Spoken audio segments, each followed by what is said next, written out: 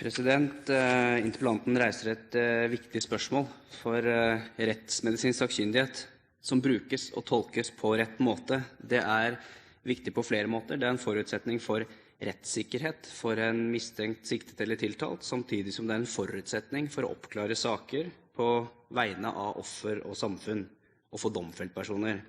Så målet med enhver reform må jo være å få mer oppklaring, samtidig som man har en betryggende rettssikkerhet.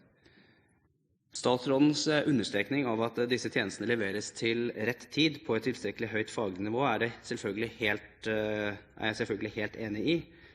Og jeg tror det er viktig at vi på det feltet her ikke tenker at vi skal ha en reform som blir en skrivebordsreform. Vi har sett på NAV hvordan det har gått. Det er et eksempel på hvordan man skal samordne vidt forskjellige kulturer. Det krever relativt mye. Jeg tror ikke utfordringene på dette feltet akkurat er mindre, som for så vidt statsråden var inne i sitt svar. Mye har skjedd i etterkant av et enstemmig storting vedtok DNA-reformen, og vi synes det er kanskje grunn til å se på hvordan samarbeidet er i de etablerte institusjonene, hvordan de fungerer i dag, før vi eventuelt vurderer om man skal begynne å slå det sammen. Vi har sett gjennom tid hvordan for eksempel RMI har fått sterk kritikk for måten ting håndteres på der oppe. Og det hele toppet seg, som de fleste fikk med seg, da direktør Olav Gunnar Ballo gikk av etter veldig kort tid ved RMI. Ingen av oss kan selvfølgelig ta stilling til hva som var den totale virkelighetsbeskrivelsen der oppe, men hvis halvparten av det som da var en direktør ved RMI uttalte stemmer, så må man jo si at det kan by på utfordringer å slå det sammen med andre miljøer.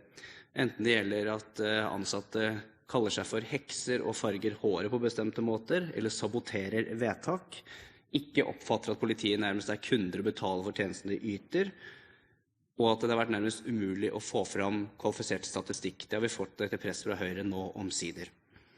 Problemet i Norge i dag, når vi nå skryter av DNA-reformen, er jo at man velger å ikke bruke det eneste miljøet som har vært akkreditert i lang tid, kan levere raskere og mer effektivt og sikre mer i rettssikkerhet, nemlig GENA i Stavanger.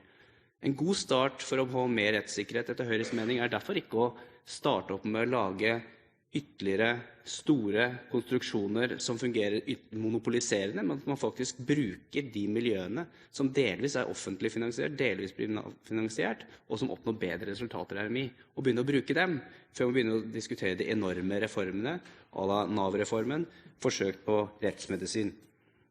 Ved mange runder på tidligere så skal jeg ikke gjenta Høyres argumenter, men i budsjettet og i statsrådens svar så er det understreket at man skal ha en runde på å ha en gjennomgang av miljøene knyttet til landets universiteter. Og da stiller jeg jo spørsmålet til statsråden om det også betyr at han nå begynner å åpne opp for andre miljøer før Tromsø-miljøet en eller annen gang det måtte passe at de blir ferdige der oppe. Begynner å bruke allerede etablerte, kvalifiserte miljøer før man begynner å eventuelt gjøre store reformer à la det som interpellanten tar opp. For det er grunn til å peke på at statsråden er fornøyd med at det er 23 500 søkbare personprofiler i DNA-registeret, mens det var 10 000 i 2008.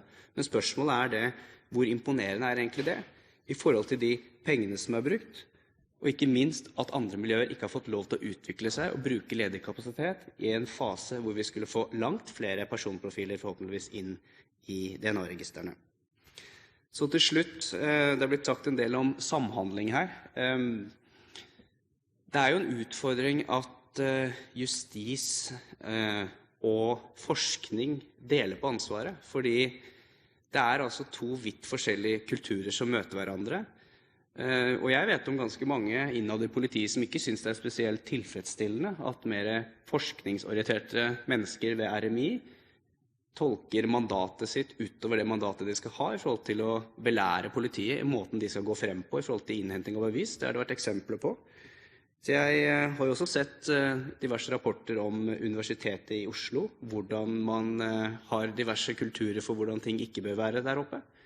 Det rammer også RMI, så Høyre vil i hvert fall oppfordre til at man samhandler bedre innad i de strukturene man har, og ikke minst at man tar i bruk mindre innovatører som faktisk er bedre enn RMI allerede i dag, sånn at vi kan få DNA-reformen i forhold til det hele Stortinget forutsatte da den ble vedtatt.